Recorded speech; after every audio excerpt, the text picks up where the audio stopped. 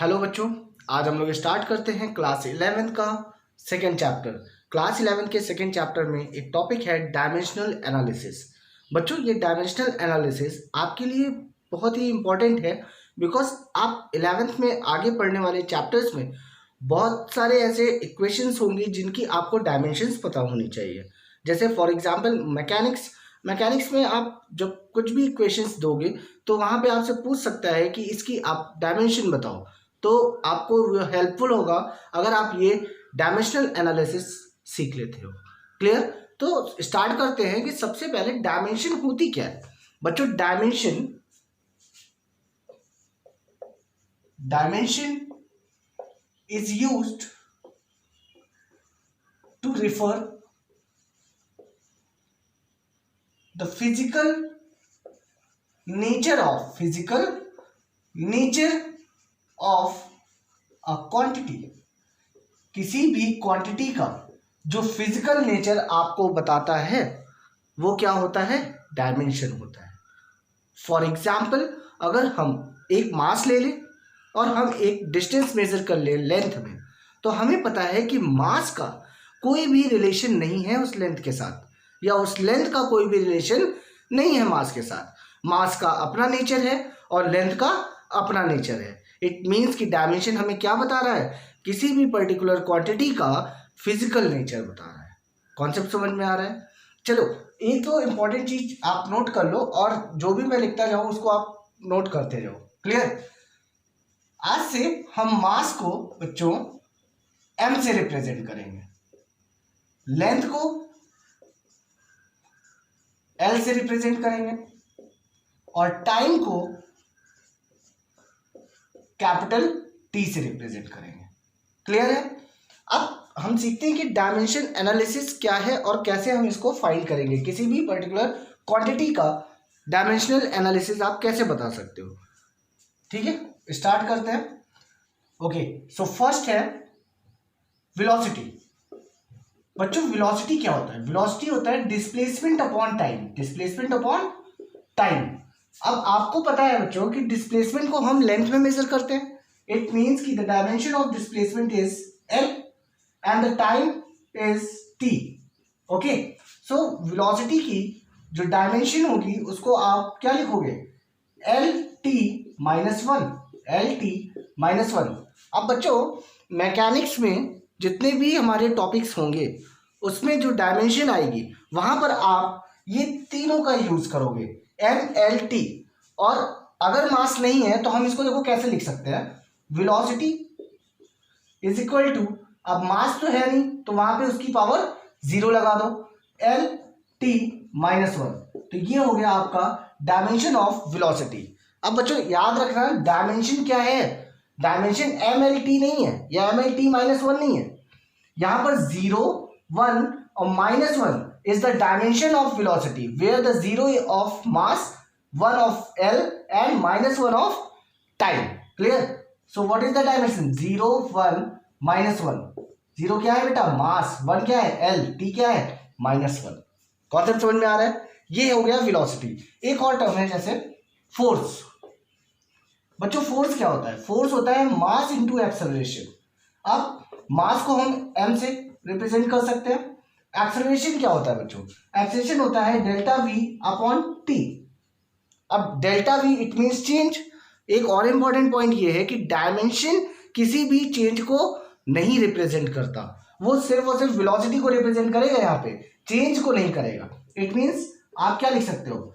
m और v velocity का भी हमने निकाला L T minus one. So what you right here?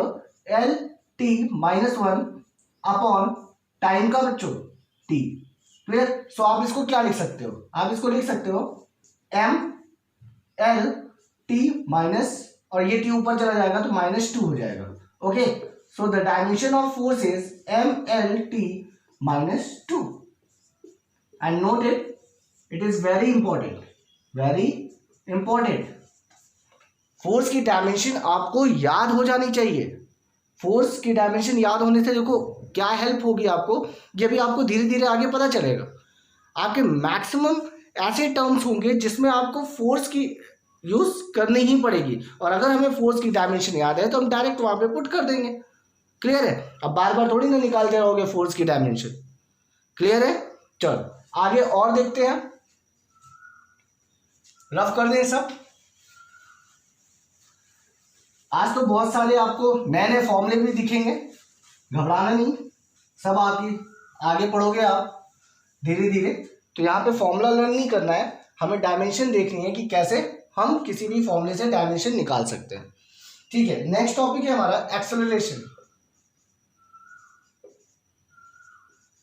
बच्चों एक्सेलरेशन क्या है? Change in velocity upon time. अभी हमने निकाला था चेंज इन वेलोसिटी में क्या होगा, LT माइनस 1 और टाइम का t। तो बच्चों यहाँ पे क्या लिख सकते हो आप, यहाँ पे लिख सकते हो LT माइनस 2। सो एक्सेलरेशन की m0 LT minus 2, it is your dimension of acceleration. Okay, अब एक बात याद कर लो, अगर यहाँ पे मान लो ऐसे ब्रैकेट लगा दिया तो ये डायमेंशनल इक्वेशन हो जाती है। क्या हो जाती है? Dimensional equation. ओके, और भी है बहुत सारे टर्म, जैसे प्रेशर। बच्चों प्रेशर क्या होता है? प्रेशर होता है force upon area, thrust upon area होता है ना। सो फोर्स का क्या होता है? MLT minus 2 upon area, area को लेंथ में मेजर करते हैं, सो L square. Okay, so what you right here, ये L ऊपर जाएगा तो आएगा बच्चों ML minus 1 T minus 2, it is your dimension of pressure. इसी तरह मोमेंटम। मोमेंटम क्या होता है बच्चों? मोमेंटम होता है आपका मास इनटू वेलोसिटी। अब मास का क्या है? कैपिटल M, वेलोसिटी बच्चों LT minus 2, LT minus 2 sorry minus 1। अब इसको आप क्या लिख सकते हो? MLT minus 1, it is your dimension of what? Momentum. इसी तरह एक और टर्म है हमारा moment of inertia. Moment of inertia क्या होता है बच्चों? मोमेंट ऑफ इनर्शिया होता है मास इनटू डिस्टेंस का स्क्वायर। मास को हम m से रिप्रेजेंट करेंगे, डिस्टेंस को L से, सो L स्क्वायर। तो यहाँ पे बच्चों क्या लिखोगे? ML square. अब टाइम नहीं है तो यहाँ पे आप टाइम के ऊपर 0 लगा सकते हो। क्यों लगा सकते हो? देखो एक बात याद रखना, जितने भी मैकेनिक्स के पार्ट हैं वहां पे आपको MLT का ही यूज करना है। मतलब अगर मास नहीं है तो आप मास के ऊपर 0 लगा दो, L नहीं है तो L के ऊपर 0 लगा दो, टाइम नहीं है तो टाइम के ऊपर 0 लगा दो। क्लियर है? ये याद रखेंगे आप लोग। ठीक है, इसी तरह बच्चों एक फॉर्मूला है सरफेस टेंशन, ये सब आप आगे पढ़ोगे। सरफेस टेंशन क्या होता है बच्चों? सरफेस टेंशन होता है force upon area, force upon area. अब यहाँ पे फोर्स का फॉर्मूला क्या है? MLT माइनस 2 और एरिया का बच्चों क्या होगा? L square. क्या लिखोगे? ML minus 1 T minus 2, it is your dimension of surface tension. Clear है? और भी बहुत सारी चीजें जैसे स्ट्रेस। बच्चों स्ट्रेस क्या होता है? Force per unit length. क्या होता है? Force per unit length. अब फोर्स का क्या हो गया? MLT माइनस 2 और लेंथ का बच्चों L। तो अब आप इसको क्या लिखोगे? फोर्स का L ऊपर जाएगा तो L 0 हो जाएगा, so ML0 T minus 2, it is your dimension of stress. Note करिएगा, stress, surface tension, moment of inertia. तो ये थे हमारे कुछ टर्म्स। अब बच्चों एक इंपॉर्टेंट चीज देखो, कुछ नई चीजें दिखेगी आपको। ठीक है, कुछ ऐसी भी क्वांटिटीज हैं जिसमें आपको कोई भी डायमेंशन नहीं मिलेगी, वो आपकी क्या हो जाएगी? डायमेंशन लेस हो जाएगी। फॉर एग्जाम्पल जैसे हम ले लें स्ट्रेन। बच्चों स्ट्रेन क्या होता है? स्ट्रेन होता है change in length upon original length. It means strain क्या है आपका? Delta L upon L। अब दोनों तो लेंथ है, डेल्टा लगाने से चेंज आएगा, चेंज को रिप्रेजेंट डायमेंशन नहीं करता। तो यहां पे क्या होगा? L अपॉन L, दोनों क्या हो गया बच्चा?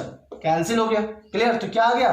0 नहीं या 1 नहीं। यहां पे क्या लिखोगे आप लिखोगे M0 L0 T0। इसका मतलब ये आपको क्या रिप्रेजेंट कर रहा है? ये एक डायमेंशन लेस क्वांटिटी है। कैसी है? Dimension less quantity. क्लियर है, समझ में आ रहा है? ये एक डायमेंशनलेस क्वांटिटी है। ऐसे और भी बहुत सारे टर्म्स हैं जिसमें हम इसको पढ़ेंगे कि डायमेंशनलेस है। For example mechanical advantage. Mechanical advantage, mechanical advantage क्या होता है बच्चों? मैकेनिकल एडवांटेज का फॉर्मूला होता है लोड अपॉन एफर्ट। क्या होता है? Load upon effort. अब एक बात समझो, लोड भी फोर्स है और एफर्ट भी फोर्स है। It means MLT -2 upon MLT -2, दोनों क्या हो जाएगा बेटा? कैंसिल हो जाएगा। कैंसिल हो जाएगा तो क्या आएगा? जीरो? नहीं, M0 L0 T0। It means it is also a dimensionless quantity. Concept समझ में आया? ऐसे भी बहुत सारी चीजें हम देखेंगे जो हमें डायमेंशनलेस दिखेगी। ठीक है, तो पहले हम कुछ इंपॉर्टेंट सब नोट कर लेते हैं जो हमारे यूज होगा इस पर्टिकुलर चैप्टर में, और हमें उसके फॉर्मुलेज भी ज़्यादा याद नहीं है क्योंकि अभी आपको तो इतना याद नहीं होगा। तो धीरे धीरे हम लोग याद कर लेंगे। ओके, प्रैक्टिस करते जाओ, लगाते जाओ, धीरे धीरे ये स्मूथनेस आती जाएगी और आप सॉल्व करते जाओगे। फॉर एग्जाम्पल अब हम लोग कहते हैं बेटा कुछ कांस्टेंट टर्म। देखो कांस्टेंट टर्म को ये कैसे रिप्रेजेंट करता है? कांस्टेंट, जैसे एक कांस्टेंट है हमारा Boltzmann constant. Boltzmann constant, Boltzmann constant बच्चों हम के से रिप्रेजेंट करते हैं। ये होता क्या है कि इक्वेशन आप याद कर लेना, pressure into volume is equal to Boltzmann constant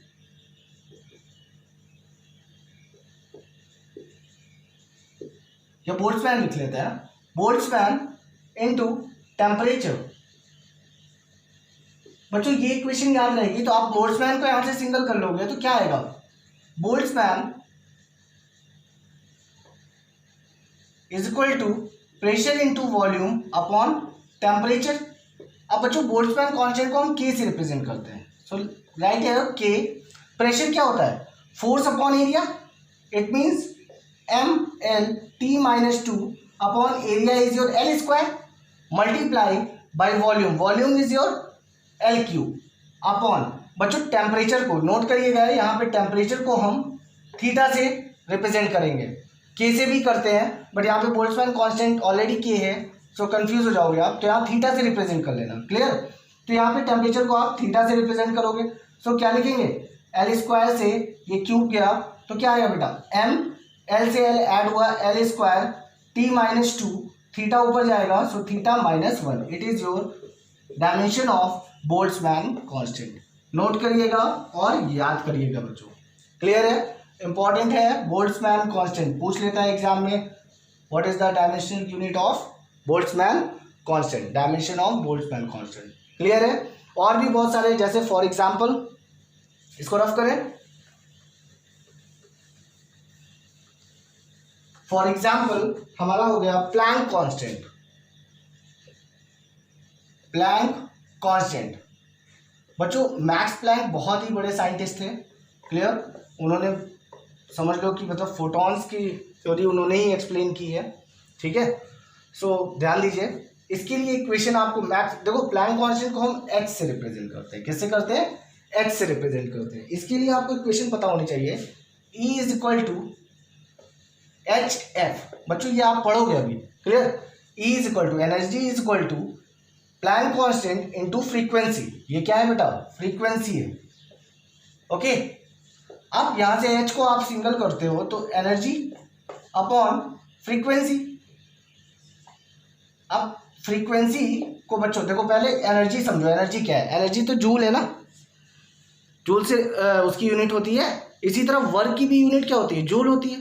तो वर्क के अकॉर्डिंग हम निकाल लेते हैं एनर्जी को, force into displacement. It means MLT -2 और displacement it means L upon frequency. Frequency को बच्चों हम लोग लिख सकते हैं 1 upon time period, 1 upon time period. So 1 upon T। अब ये T कहाँ चला जाएगा? ऊपर आ जाएगा। क्या होगा बच्चों? ML स्क्वायर, ये L और ये L ऐड हो जाएगा पावर। ठीक है, T -2, ये T ऊपर जाएगा तो T -2 and -1 it means what? T -3। It is your dimension of what? Planck constant, note कर लीजिएगा। ये डायमेंशन हो गई प्लैंक कांस्टेंट की। इसी तरह बच्चों हम लोग ग्रेविटेशनल कांस्टेंट भी निकाल सकते हैं। क्या निकाल सकते हैं? Gravitational constant. ग्रेविटेशनल कांस्टेंट बच्चों कैसे निकालेंगे? ग्रेविटेशनल कांस्टेंट, ग्रेविटेशनल कांस्टेंट हमें पता है F is equal to G m1 m2 upon R square होता है। अगर हम यहाँ से g को सिंगल करें so what we write F into R square upon m1 m2। अब बच्चों यहाँ से देखो फोर्स को आप क्या लिख सकते हो? mlt माइनस 2 और R square it means length, so what we write l square, okay, and mass into mass so m square. Clear? अब ये मास ऊपर जाएगा तो क्या हो जाएगा? m minus 1 l cube t minus 2, it is your dimension of what? Gravitational constant. Concept clear है बच्चों? एक इंपॉर्टेंट चीज है कि अगर किसी क्वांटिटी की डायमेंशन है तो उसकी यूनिट होगी, ये पक्का है। अगर किसी क्वांटिटी की डायमेंशन है तो उसकी यूनिट होगी, बट अगर किसी क्वांटिटी की यूनिट है और उसकी हम डायमेंशन हो, ये जरूरी हो, तो ऐसा जरूरी नहीं है। फॉर एग्जाम्पल एक एग्जाम्पल ले लेते हैं, एंगल। बच्चों एंगल क्या होता है? Arc upon length, arc upon length, okay. अब हमें पता है कि एंगल की एसआई यूनिट क्या होती है? एंगल की यूनिट क्या होती है? एंगल की यूनिट होती है रेडियन। क्या होती है? रेडियन होती है। अब हमें पता है आर्क को हम कैसे रिप्रेजेंट करते हैं। अगर उसकी डायमेंशन चेक करें तो लेंथ l, और यहां पर हम लेंथ की डायमेंशन l ही लेंगे, तो ये और ये कैंसिल हो गया। इट मीन्स कि एंगल में क्या आएगा? m0 l0 t0। It means what? It is a dimensionless quantity. देखो ये कैसी क्वांटिटी है? डायमेंशनलेस, बट इसके पास क्या यूनिट है? ऑफ कोर्स है रेडियन। सिमिलरली एक और है सॉलिड एंगल। सॉलिड एंगल पहले बच्चों समझ लो सॉलिड एंगल होता क्या है। जैसे कि बोर्ड है, अब इस बोर्ड के सारे कॉर्नर्स को एक पर्टिकुलर पॉइंट से आप देखो तो जो एंगल फॉर्मेशन होगी, फॉर एग्जांपल ये बोर्ड है, इससे आप एक ही पॉइंट पर सारे कॉर्नर्स को देखो तो यहां पर जो एंगल बन रहा है इसको हम सॉलिड एंगल बोलते हैं। सॉलिड एंगल की यूनिट क्या होती है? स्टेडियन। स्टेडियन होती है बच्चों, स्टेडियन है। देखो यहां पे स्पेलिंग सही कर लो, STERADIAN। क्लियर है? कॉन्सेप्ट समझ में आया? अब देखो एग्जाम में क्वेश्चन पूछता है, ये भी एक क्या है? डायमेंशनलेस है, m0 l0 t0। एग्जाम में क्वेश्चन पूछ लेता है कि दो ऐसी क्वांटिटी बताइए जिसके पास यूनिट है बट उसके पास डायमेंशन नहीं है, तो आप ये दोनों नाम लिख देना, angle and solid angle. Clear है? उसकी यूनिट क्या है? रेडियन है, इसकी क्या है? स्टेडियन है। कॉन्सेप्ट समझ में आ रहा है? ठीक है। Next topic is principal of homogeneity. देखो प्रिंसिपल ऑफ होमोजेनिटी क्या होता है? ये बताता है कि जो भी पर्टिकुलर इक्वेशन होगी उस पर्टिकुलर इक्वेशन की ईच टर्म्स की जो डायमेंशन होगी वो सेम होगी, और अगर उनकी डायमेंशन सेम है तभी वो आपस में क्या होंगे? ऐड और सब्ट्रैक्ट हो सकते हैं। It means what? It means only those physical quantity, only those physical quantity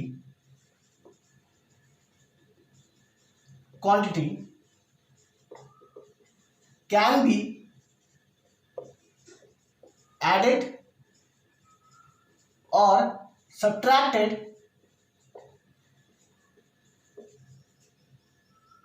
only those physical quantity can be added or subtracted which have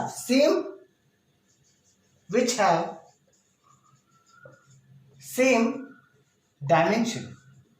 it means कि जिनकी डायमेंशन सेम होगी वही ऐड हो सकते हैं। For example x plus Y is equal to Z. अब मेरी बात समझो, x की डायमेंशन y की डायमेंशन दोनों की डायमेंशन सेम होनी चाहिए तभी वो ऐड होंगे, और अगर इन दोनों की डायमेंशन सेम है और ये ऐड हुए तो इनसे आने वाला जो रिजल्ट होगा वो भी क्या होगा? सेम डायमेंशन का होगा ना।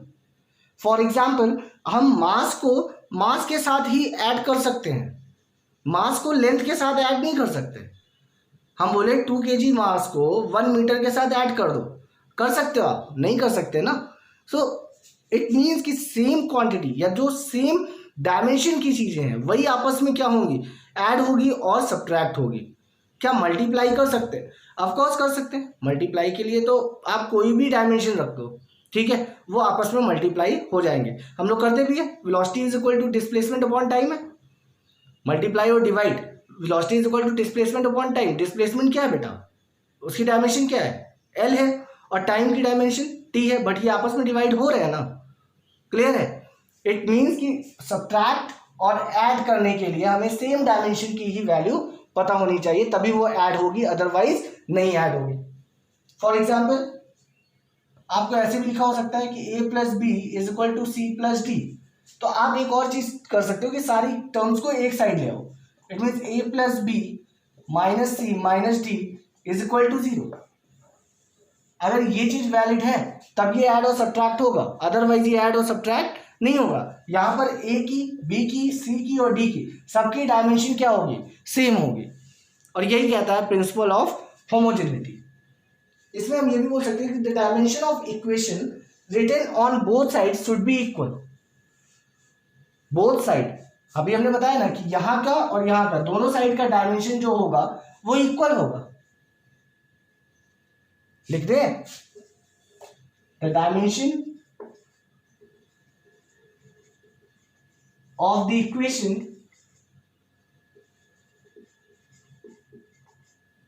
is equal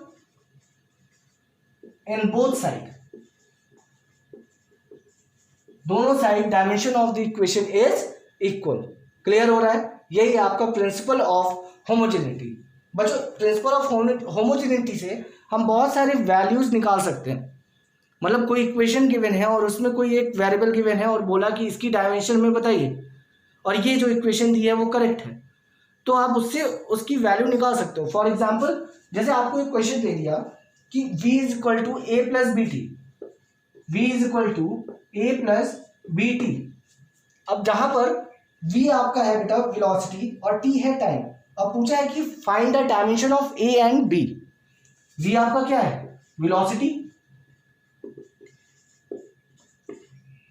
टाइम क्या है बेटा, टाइम है आपका t। आपसे पूछा क्या है, a की डायमेंशन और b की डायमेंशन। बेटा कैसे कर सकते हैं, देखो हमने आपको बताया कि अगर ये इक्वेशन लिखी हुई है और ये ऐड और सब्ट्रैक्ट तभी होगी जब इनकी ईच वेरिएबल की या ईच टर्म्स की जो डायमेंशन होगी वो इक्वल होगी। यहां पे आप लिख सकते हो कि the dimension of velocity is equal to dimension of A. भाई ए की डायमेंशन वेलोसिटी की डायमेंशन से इक्वल होगी। अब वेलोसिटी की डायमेंशन क्या होती है बेटा, एल टी माइनस 1, तो ए की डायमेंशन भी तो यही हो गई, एल टी माइनस 1। सिमिलरली आप क्या लिख सकते हो कि dimension of v is equal to dimension of B T.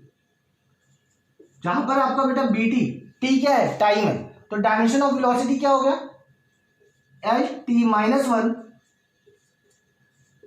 And B multiply T क्या है बेटा, टाइम है, टाइम को हम क्या लिख सकते हैं, टी। ये टी इधर आएगा फिर ऊपर जाएगा तो क्या आएगा बेटा, L T minus 2 is equal to B. It means dimension of B is L T minus 2 and the dimension of A is L T minus 1। समझ में आया? किसी भी पर्टिकुलर इक्वेशन से आप कैसे किसी भी ईच टर्म की डायमेंशन निकाल सकते हो।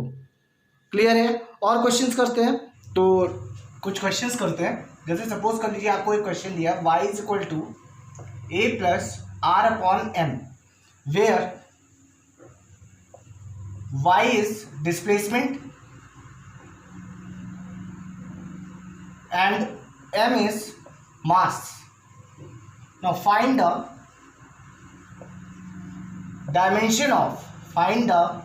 dimension of A and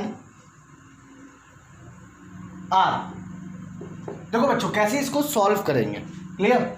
सबसे पहले हमें पता है कि y डिस्प्लेसमेंट है और मास m है, और हमें एक और कंडीशन पता है कि यहाँ पर ईच पर्टिकुलर टर्म की जो डायमेंशन होगी वो इक्वल होगी। तो क्या हम ऐसा कर सकते हैं कि dimension of y is equal to dimension of a। क्या हम ये लिख सकते हैं? अब y क्या है? डिस्प्लेसमेंट है, तो डायमेंशन क्या होगी इसकी? l। यहां पे डायमेंशन ऑफ a नहीं पता, यही तो निकालना है, तो ये हो गया। क्लियर? सेम मेथड से हम लिख सकते हैं कि dimension of y is equal to dimension of r upon m, ये भी लिख सकते हैं। अब यहां से हम क्या करेंगे? y की डायमेंशन क्या है? l है, okay, and r upon m, where r की डायमेंशन नहीं पता, m की डायमेंशन m। अब हम इसको इधर लेके आएंगे तो क्या आएगा बेटा? इधर देखते हैं, m into l is equal to r। Clear? यहां पे टाइम नहीं है, so what we right?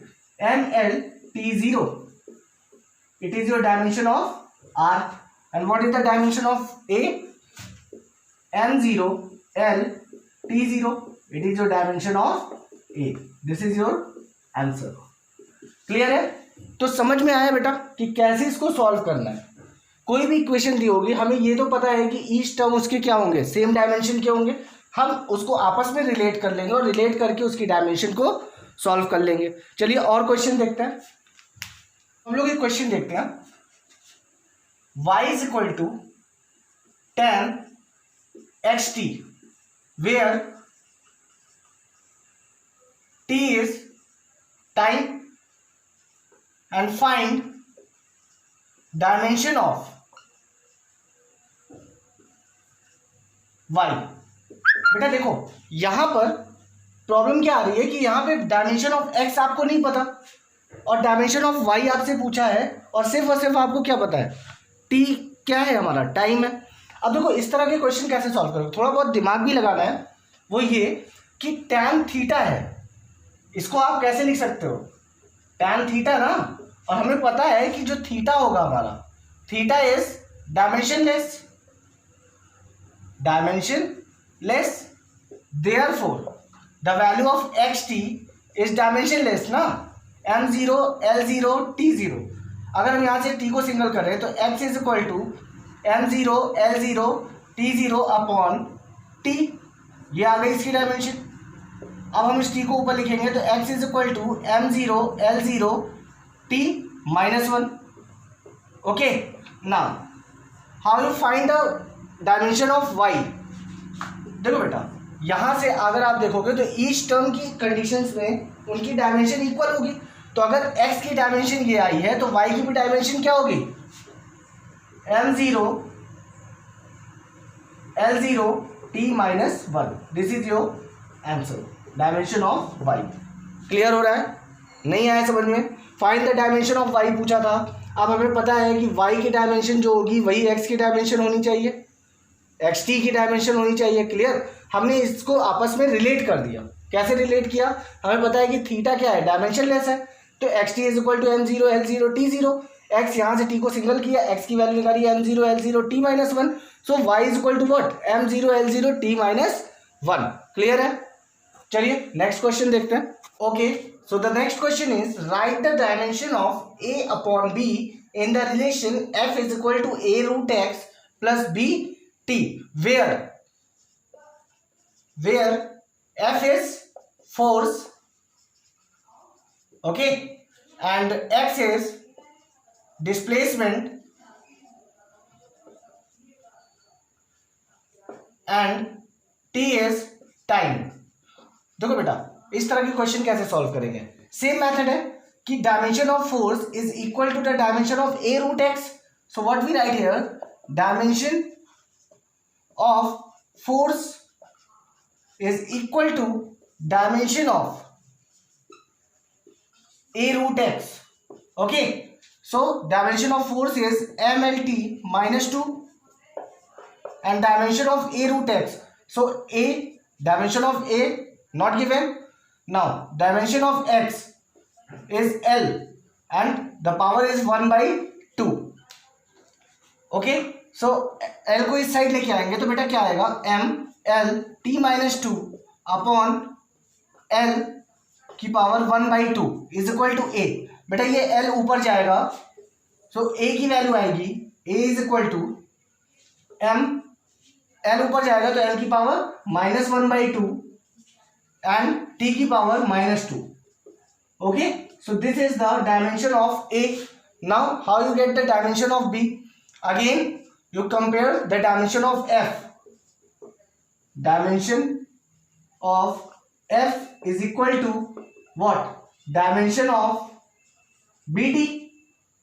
Okay, now where the T is the time. Okay, so dimension of F is MLT -2 and the dimension of BT not given, B, and dimension of T is time is T. Okay, T को इधर लेके आएंगे, so MLT -2 upon T। अब बेटा यहां से देखो, इस T को आप ऊपर लेके जाओगे, क्या होगा, MLT ये ऊपर जाएगा, so -3 is equal to B. So the dimension of B is MLT -3. Now what do you find? You find the ratio of A upon B. Dimension of A upon B. A upon B. Dimension of A is ML -1/2 T -2 and the dimension of B is ML T -3. Okay, now M से M cancel, L ऊपर जाएगा बेटा तो -1/2 -1 कितना हो जाएगा, -3/2। सो L -3/2, T ऊपर जाएगा बेटा तो +3, सो T, सो M0 आप इसको ऐसे लिख सकते हो, M0 L -3/2 T 1। क्लियर है? This is your ratio, dimension ratio of A upon B। This is your answer. Clear है? समझ में आ रहा है कैसे किया? फिर से एक बार बता दें, देखो ये आपको इक्वेशन गिवन थी, फोर्स दिया था, x डिस्प्लेसमेंट है, t टाइम है, dimension of force is equal to dimension of a root x, इसकी डायमेंशन इससे इक्वल होगी। हमने रखा और उससे सॉल्व किया, a की डायमेंशन हमें मिल गई ये। Okay, now dimension of b चाहिए अब हमें, तो अब हम क्या करेंगे, b वाले को कंपेयर कर देंगे, तो इसकी डायमेंशन इससे कंपेयर हुई और b को सिंगल किया, सिंगल करने के बाद इसकी डायमेंशन ये आई। अब हमें फाइंड क्या करना था, फाइंड करना था a अपॉन b की डायमेंशन। ओके, तो a की डायमेंशन ऊपर लिखा, b की डायमेंशन नीचे, सॉल्व किया और हमारा आंसर आ गया, a upon b is equal to m0 L -3/2 t। Clear है? समझ में आया? So the next topic is application of dimensional analysis. देखो एप्लीकेशन ऑफ डायमेंशनल एनालिसिस में सबसे पहले हमें सीखना क्या है, सबसे पहले हम सीखेंगे कि जो भी इक्वेशन हमें गिवन है वो करेक्ट है या नहीं है। इट मीन्स कि आप कैसे बता सकते हो कि कोई भी पर्टिकुलर इक्वेशन अगर गिवन है वो करेक्ट है या नहीं, या कोई फॉर्मूला आपको गिवन है तो वो करेक्ट है या नहीं। देखो आप किसी भी पर्टिकुलर फॉर्मूले को करेक्ट तभी बोलोगे जब उसकी LHS की डायमेंशन इक्वल होगी उसकी RHS की डायमेंशन की। ओके, चलो चेक कर लेते हैं। सपोज करो कि एक क्वेश्चन आपको गिवन है, S is equal to V into T, और आपसे बोला है कि चेक करिए कि ये क्वेश्चन जो गिवन है आपको ये करेक्ट है या नहीं। तो बेटा पता है कि S हमारा क्या है, where S is displacement, okay, V is velocity and t is time. So first we take LHS. Now LHS S, so the dimension of LHS is what, L. Now you take RHS, in RHS V into T, so the dimension of V is LT minus 1 and the dimension of T is T, time is T। ठीक है, तो अब इसको लिखो, क्या आएगा, L आएगा, T minus 1 T1, दोनों को ऐड करोगे T0 हो जाएगा। तो आप यहां से चेक कर लो कि LHS is equal to RHS, तो आप यहां लिख सकते हो ना, LHS is equal to RHS, it means this particular equation is correct. Concept समझ में आया? चलो एक दो और क्वेश्चन चेक कर लेते हैं। फॉर एग्जाम्पल आपको एक इक्वेशन दी है, E is equal to mc square, where E is energy, m is mass and c is speed of light। Speed of light. अब बेटा यहां से चेक करो कि अब सबसे पहले आप क्या करोगे, टेक एलएचएस। एलएचएस में क्या है, ई। एनर्जी का अभी हम लोगों ने निकाला था, क्या होती है डायमेंशन, ml² t-2। याद रखिएगा, कुछ डायमेंशन आप याद कर लीजिए, जल्दी हो जाएगा। फिर आप लिख रहा हो टेक आरएचएस। अब बेटा आरएचएस में क्या है, mc²। It means dimension of m, मास की डायमेंशन क्या है m, और c², इट मीन्स स्पीड की जो डायमेंशन होगी उसका स्क्वायर। तो स्पीड या वेलोसिटी की डायमेंशन क्या है, lt-1 का होल स्क्वायर। तो अब आप यहां पे क्या लिख सकते हो बेटा, ml² t-2। क्लियर है। अब आप चेक कर लो, ये क्या था, LHS था, ये क्या है आपका RHS है। It means LHS is equal to RHS। This equation is what, correct. Concept समझ में आया कैसे सॉल्व करना है, क्लियर है। चलिए और दूसरा टॉपिक देखते हैं, दूसरी एप्लीकेशन देखते हैं। So the next application is to check whether an equation is correct और not, if incorrect then correct it. It means कि जो अभी फर्स्ट एप्लीकेशन में हमने सीखा कि हम किसी भी पर्टिकुलर इक्वेशन को कैसे करेक्ट कर सकते हैं, या हम कैसे चेक करेंगे कि वो इक्वेशन करेक्ट है। तो हम देखते हैं LHS की डायमेंशन और RHS की डायमेंशन दोनों अगर इक्वल है, इट मीन्स कि वो पर्टिकुलर इक्वेशन हमारी कैसी होगी, करेक्ट होगी। बट अब अगर ये मान लो कि दोनों तरफ की डायमेंशन आपने चेक करी और चेक करने के बाद आपने देखा कि वो इनकरेक्ट है, इट मीन्स कि जो पर्टिकुलर इक्वेशन है या जो फॉर्मूला गिवन है वो हमारा कैसा है, इनकरेक्ट है। तो हम उसको किसी ना किसी तरीके से करेक्ट कर सकते हैं, ये हमें सीखना है इसमें। ओके चलिए एक एग्जांपल से देखते हैं। फॉर एग्जांपल आपको गिवन है h is equal to r rho g upon 2t cos theta. अब हमें चेक करना है कि ये इक्वेशन करेक्ट है या नहीं। सो सबसे पहले यहां पे आपको गिवन होगा where h is height, okay, r radius, rho density, g acceleration due to gravity, and t is surface tension। surface tension, okay, यहां सॉल्व करते हैं हम लोग। यहां लिखते हैं टेक LHS। बेटा LHS में सबसे पहले क्या है, h है ना, तो h की डायमेंशन क्या होगी, l होगी। फिर हम लिखेंगे टेक RHS। RHS में वैल्यू क्या है, r rho g upon 2t cos theta. चलिए चेक करते हैं, रेडियस की डायमेंशन क्या होगी, लेंथ होगी। रो डेंसिटी, डेंसिटी का बेटा फॉर्मूला क्या होता है, mass upon volume. So the dimension of mass is m and dimension of volume is L cube। clear है। and the dimension of acceleration, it is your acceleration due to gravity। it means what you write here, the dimension of acceleration lt-2, it means L upon t का square. clear है। whole upon this t is what, surface tension, and the formula of surface tension is force upon length। clear।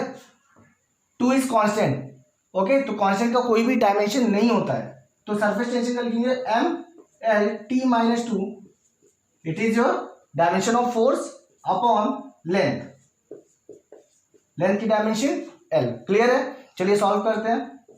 ये l cancel हो गया, ये cube हटा, clear है। ये l cancel हो गया, ये स्क्वायर और ये कैंसिल हो गया, ये m और ये m कैंसिल हो गया। बेटा बचा क्या, r rho g upon 2t cos theta is equal to 1 upon l। It means dimension is 1 upon l RHS में। अब बेटा LHS में क्या आया था, LHS में आपका आया था l। तो क्या ये पर्टिकुलर इक्वेशन करेक्ट है, बोलो, नहीं करेक्ट है, तो यहां क्या लिखोगे, incorrect. If this equation is incorrect then according to question correct it. अब इसको बेटा करेक्ट कैसे करेंगे, सोचो ऐसा क्या कर सकते हो कि LHS और RHS इक्वल हो जाए।